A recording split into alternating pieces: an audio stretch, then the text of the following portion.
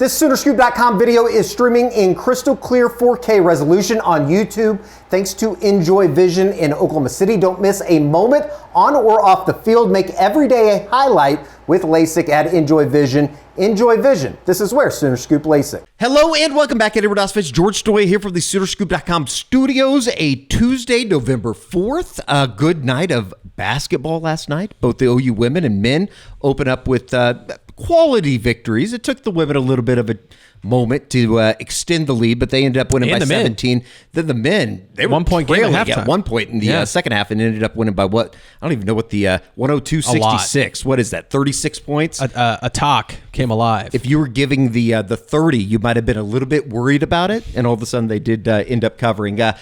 Welcome back. Recruiting Report. We'll be joined by Josh McCuistion here. A lot to catch up on as, kind of the 2026 class winds down here over the next month. We're entering the playoff territory for a number of high school teams as the regular season winds down in high school football in the state of Oklahoma and Texas, across the country, I'm sure. Before we get there, though, let us tell you about our good friends over at Game Time.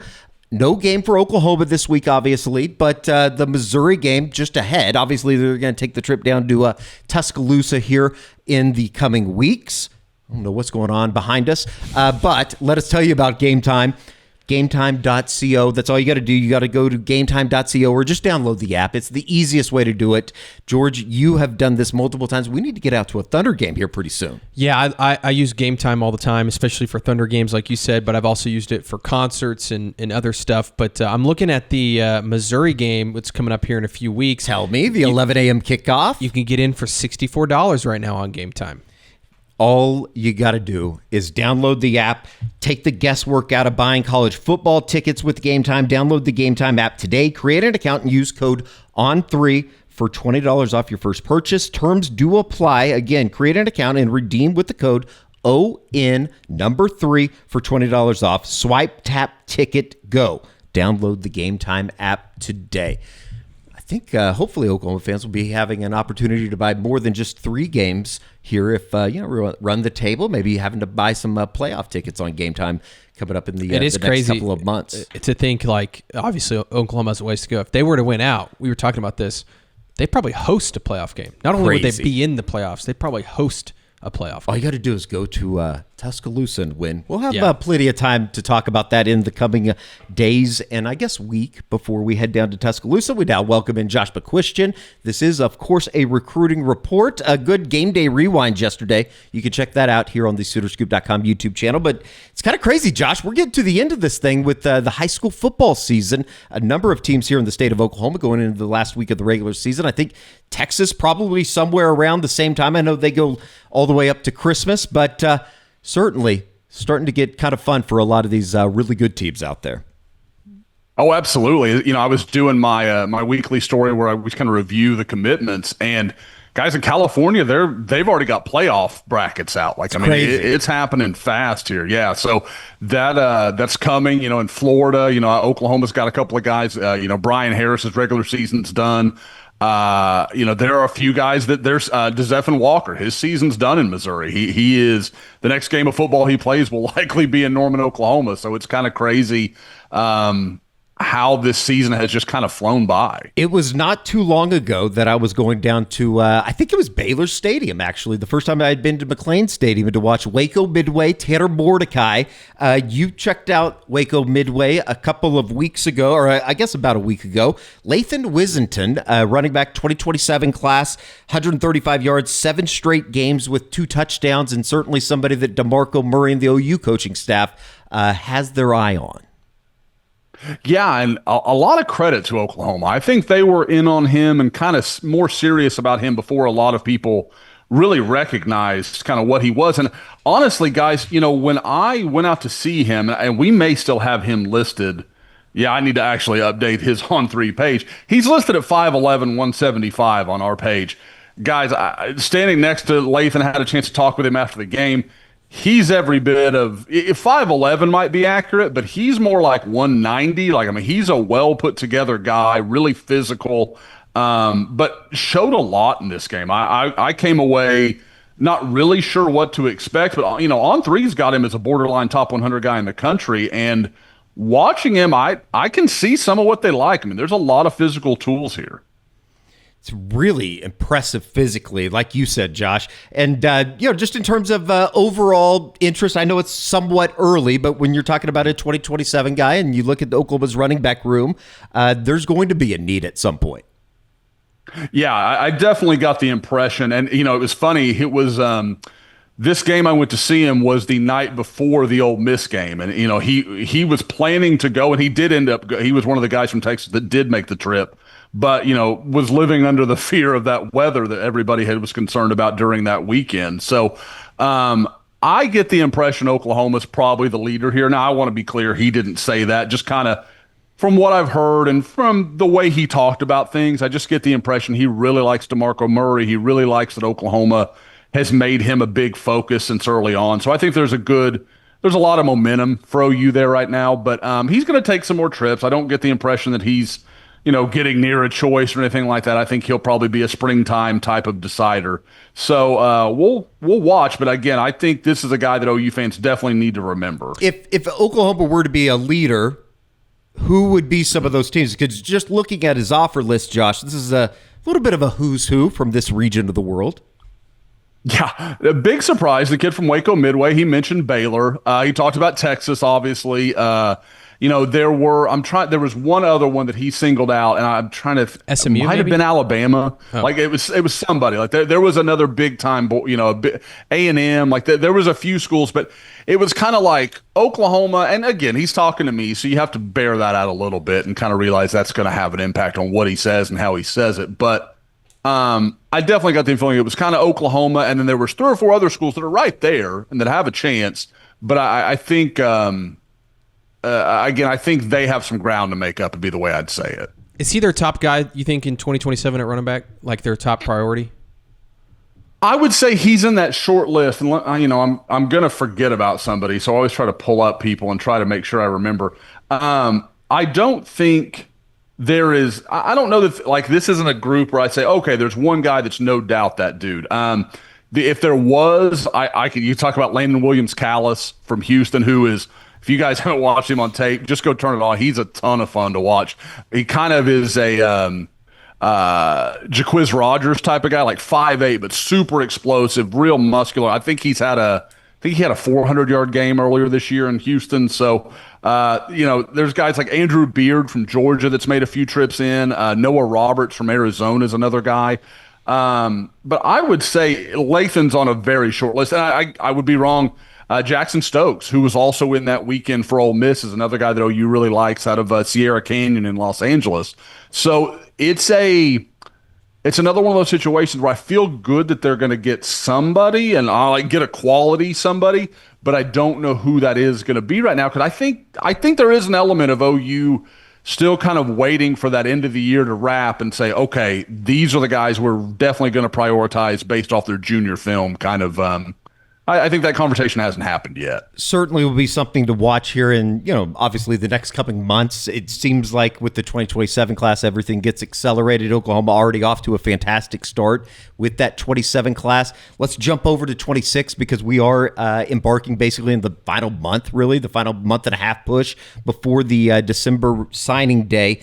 A name that Oklahoma, and I guess maybe even 2 names that Oklahoma is looking at on an offensive line standpoint. Obviously, we talked about what happened with Daniel McMorris just up the road at Norman North High School.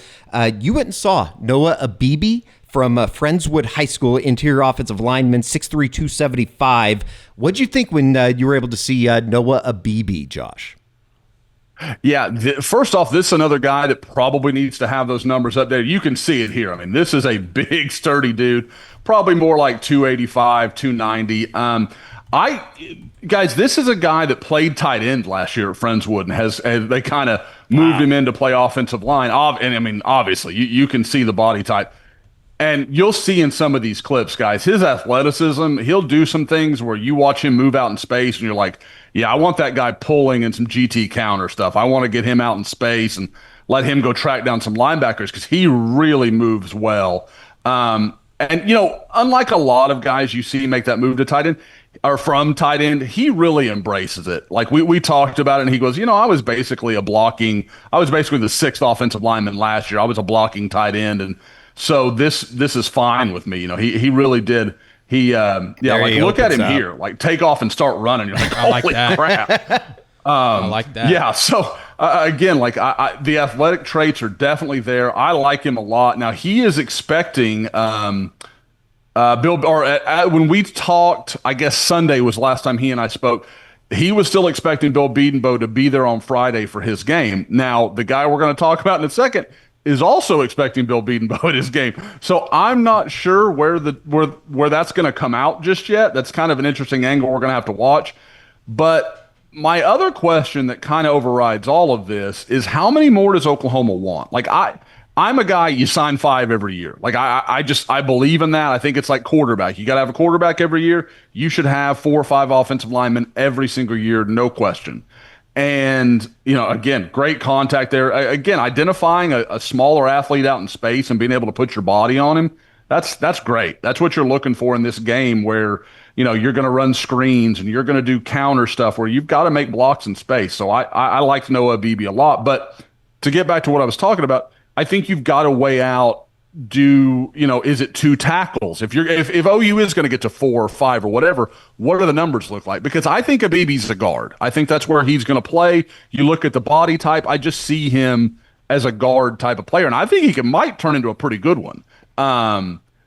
Moya Jones is the other guy we're going to talk about, and I don't mean to jump ahead of here a little bit, Eddie, but he's 6'8". He's an offensive tackle. So can they make both of those work? Is that really the plan? That's not really what I'm hearing right now, but we'll kind of have to watch that. Jonas Muya. What a name. That is interesting. Is it Jonas? Did I say? Yeah, I messed that up. That's my bad. I like that. Jonas Muya, though. Yeah, 6'8". It'll certainly be interesting. And if Oklahoma were to have to make a decision between the two, would you have a preference, Josh?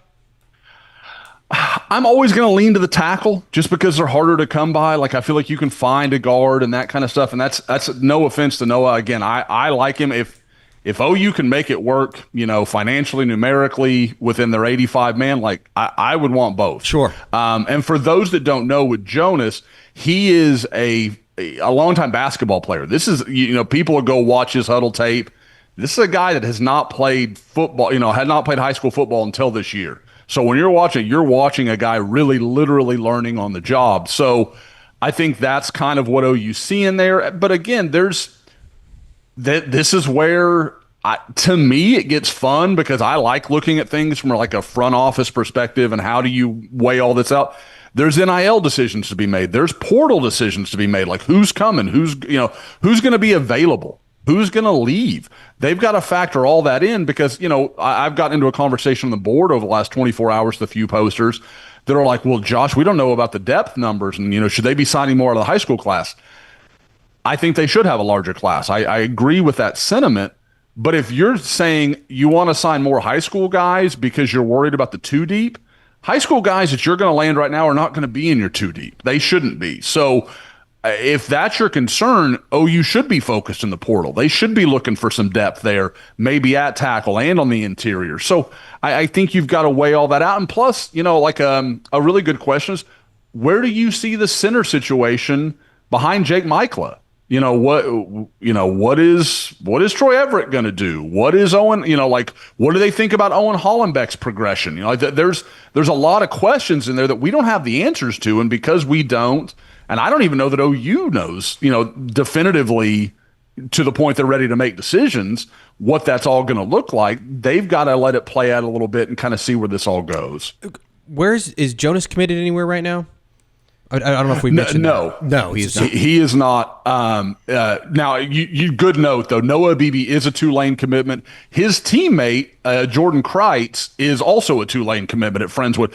Interestingly, kind of a OK Preps connection. Jordan Kreitz played at Edmond Memorial until right before his junior season last year and then moved down to Friendswood and, has some connection to the Tulane program. So there's I've got a feeling Tulane's very aware of what's going on with Noah Abebe. So we'll have to kind of watch that. But that's kind of an interesting subplot. As like I said, I would say if you were going to say Tulane had a front office, I would say they are well connected at Friendswood and kind of know what's going on. Take a quick time out from the recruiting report to tell you about our good friends over at Huel. We've told you about them before. The mornings of chaos in my household, just trying to get to the radio station on time. It's made it easy because I have this shaker here and I can throw in some of the ready-to-mix powder and I'm ready to go. George, you're a big fan of the green tea, aren't you? Yes, the daily greens, they're really good, 25 calories, and they've got 42 vitamins and minerals and superfoods, super greens,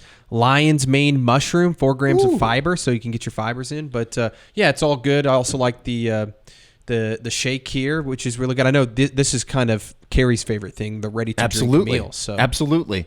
Once again, all you got to do is go to Huel.com/SuitorScoop, Huel.com/SuitorScoop, 15% off for you new customers out there with the exclusive promo code SuitorScoop, Huel.com/SuitorScoop. Use the code and you'll get the Huel delivered to your door, which makes it for a very easy Makes it fare. easy, yep. Very nice. All right, Huel, thank you.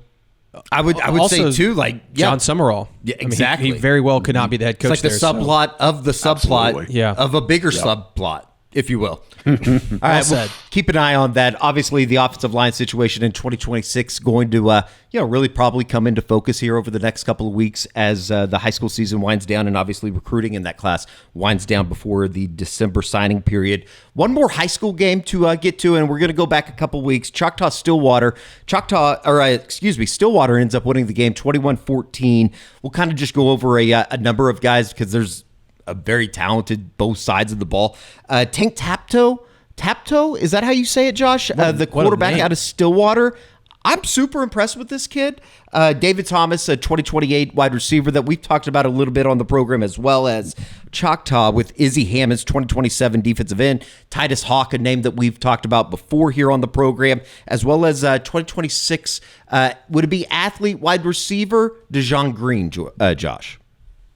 I would say Dejean's probably a DB. I mean, a big physical one too. Like I really like him. It's a good get. A guy that picked up some early attention. But yeah, to start with the guy that stole the show in this one, it's Tank Tapto right there at quarterback, number 11 in blue for Stillwater. A guy that I saw in the spring, and you were kind of, like Stillwater, you could tell was kind of excited about him. And you looked at him, and he was like 6'2", and a half, and about 175, very lean guy. And, you're like, okay, he's a pocket guy. But, man alive, if Stillwater didn't run him a ton and just keep him very busy that way. He's a tough kid, though. Got hurt in this one, hadn't played the last few weeks. Hope he's going to be back soon. But really, really was an impressive kid that you could see kind of in that, like Colin Klein. Like that's kind of what I would say. Like he kind of reminded me of, like real tough, real physical, but can throw the ball, can work vertically.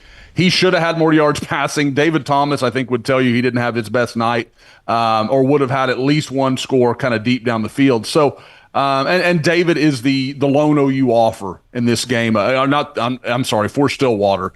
And like I said, didn't have a great night, but played well, did his part. And I liked it as a receiver. Never got down, didn't hang his head. He just kind of kept playing and, kind of helped his team find a way to win. I'll just run through it here quick with Izzy Hammonds at Choctaw. Very unique guy. Played some safety for Choctaw as a sophomore. Played some defensive end in the same season. Very versatile guy. Already has a tech offer. A couple of others as well. But is a guy that I think he's going to come down to a creative DC, kind of finding a role for him. But really, really talented dude. And then finally, it's Titus Hawk, who I can't say we got to see a lot of. Choctaw didn't throw it to him on the night. He had one, and guys, I hate to say it was a Bauer Sharp moment where threw a ball to him behind the line of scrimmage. He throws it downfield.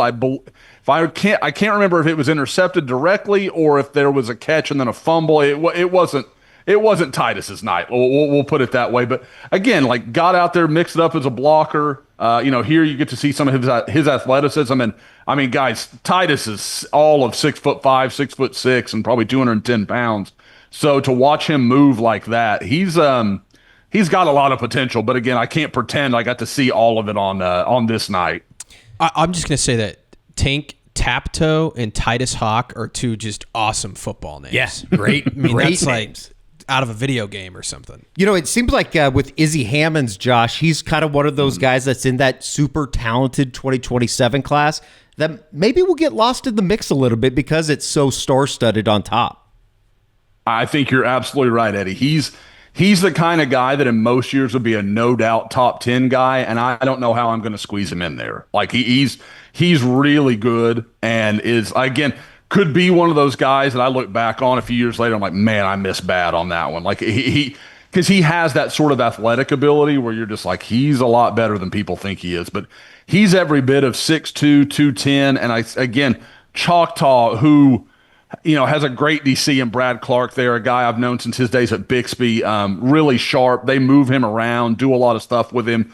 And he's one of those guys where like they'll find a weakness and they just use him to expose it. So again, you're dead right. He's a guy I like a lot. Have to think that somebody like the Tink Tap Toe kid will get some offers once the sophomore tape comes out and obviously goes through the summer series and all of the camps that come. All right, let's get back into the 2026 class, go over a little bit of some huddle film from guys that are committed. Demare Dezeurn, maybe one of the more fun highlights that we've thrown out, and I think Oklahoma fans will like it with him throwing up OU in the end zone every time that he scored, it seemed like. But really good night for the OU wide receiver commit. Yeah, had just a massive evening. And I think this was, I can't remember if this took them to 9-0 or if this capped at 10-0. I think this this pushed them to 10-0 on the season. They've had a great year there at Palisades. Yeah, they're looking at a bye week for before the playoffs start.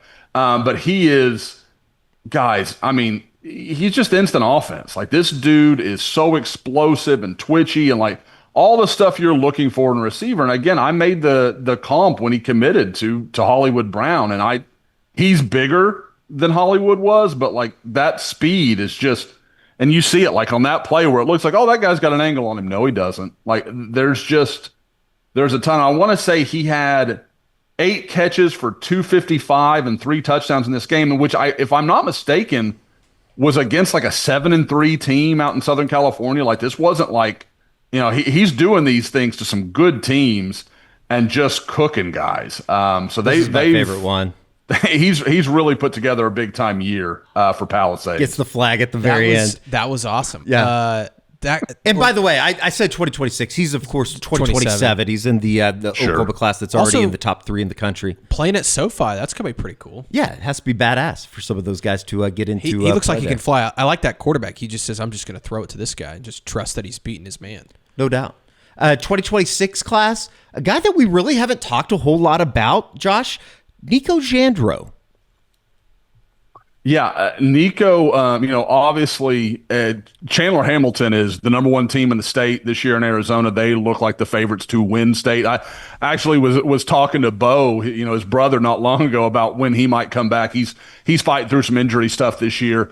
And I was like, well, I just need you to make a deep playoff run and maybe I can get out there. And he's like, oh, we're going to go deep in the playoffs. Like they're very confident at Hamilton. But Niko, again, had a nice game here, had a forced fumble, really just, again, is a guy that I think kind of gets overlooked sometimes in this class because, that cheetah role that I kind of expect him to fill, I think people just kind of take that for granted. Like, oh, yeah, he's this or he's that. And it's not like he's a defensive end or he's a corner or whatever. I think people just go to sleep on those guys. But Niko is just one of those guys. You watch him on tape, he is constantly around the football and making good plays for, like I said, a really good Hamilton team.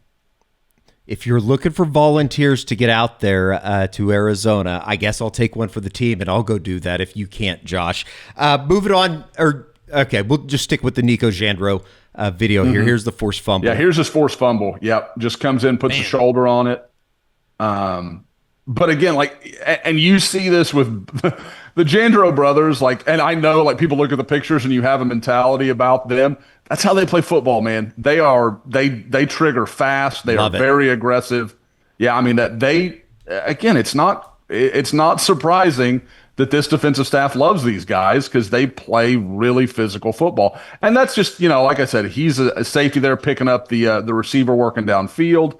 But again, I think there's something to be said when you look around, guys. A lot of these guys in these 26 and 27 classes, we're talking about team, Jake Kreul at IMG, we're going to talk about in a second. Like I just mentioned, Demare Dezeurn going 10-0 for Palisades. Chandler Hamilton's a state title favorite. Luke Wilson at South Lake Carroll. Caden Penny at Bixby. You just go down the list. A lot of guys coming from really good programs that understand, winning and what it takes and kind of the work you have to put in. There is no doubt that we will see more from the Jandreau brothers, and especially Niko here in the coming weeks as they work their way through the state of Arizona playoffs.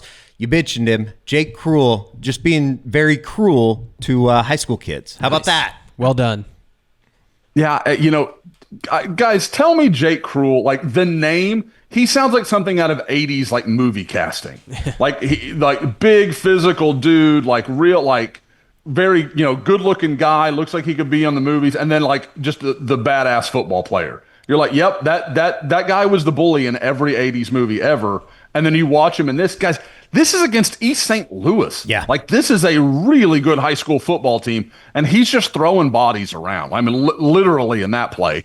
But there are, again, it's so funny, and I mentioned this, I think, last week when we were talking about Crew Jones. But, we were talking about, Miguel Chavis and Brent Venables kind of having a type, and Crew goes, yeah, me and Jake Kreul. And you're like, he gets it, man. Like, and I mean, that is like Jake just suits OU down to the ground. Like, I mean, he's just that nasty physical defender, but he's got athleticism. That's, maybe for me, the thing that I've been most impressed with on the film I have gotten to see of Jake this year. He looks twitchier. He looks more explosive. Like, I don't know if that's him growing into his body or something he worked on in the off season, but he just looks like a more impactful pass rusher than I'd seen in the years past. Couple names to go through here in the 2026 class. Jaden Pettit, couple names that we're going to recap here from the Ole Miss weekend. Jaden Pettit, what's the latest on Oklahoma's pursuit at wide receiver? Yeah, you're starting to hear more and more buzz kind of nationally. I think Wisconsin's pretty concerned here. Again, I've said for a few weeks, I think they should be. Sure. OU has worked really hard on this. It's a guy they really want. The commitment of Jasir Rogers, we said it at the time, that wasn't going to change this. They want Jaden Pettit. They want that big physical outside guy. And I don't know if you guys saw it. Jaden put up his highlights over the weekend. I think it might have been Saturday night while you guys were, obviously very busy in Knoxville. He played in 7 games this year, had something like 57 catches for like 1,200 yards. If you like 1,260, if you guys aren't doing the math at home, he's averaging almost 200 yards a game. Like that's just, even at the high school level, that's nuts. But I think Oklahoma is, if you made me pick, and I've picked it a couple times in some of our content, I think he's going to end up at Oklahoma. I think that's what's going to happen. I think it may take a little while. This may be a guy we're talking about in December. But just all that's going on at Wisconsin, the problems with the offense, it impresses me to a degree that Wisconsin's held on as long as they have. Like, sure. with all that OU has to offer and the momentum they have going, you're kind of shocked that they're making this work. But I just think in the end, Oklahoma will find a way to get that, to make that flip happen. He also just looks huge in that picture, by the way, because I've seen it's like blowing up where he just looks massive. And then it's his stats for the season. I'm like, oh yeah, Oklahoma could use a dude with that kind of size. They'll take any type of playmakers, I would imagine, at the skill position. Let's go to the backfield. 2026 running back Messiah Mickens, which is a fantastic name. Speaking of really good football names. Penn State commit, obviously the weirdness, everything surrounding what's going on with James Franklin. What's the latest on Messiah Mickens? So this is one, and shameless plug here. If you're not signed up for Sooner Scoop, go ahead and once you're done watching this video, go do that, because we're going to have more on one of our Wednesday recruiting articles. Oklahoma, that'll upset somebody, but there is.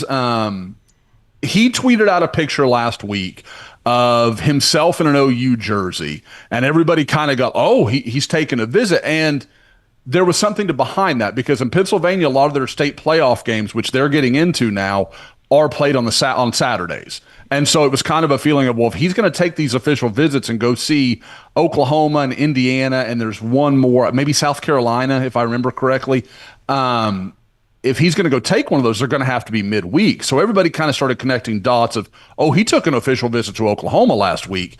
And, you look around the different sites and, like nobody had seemed to heard that. Like none of us reported any of that.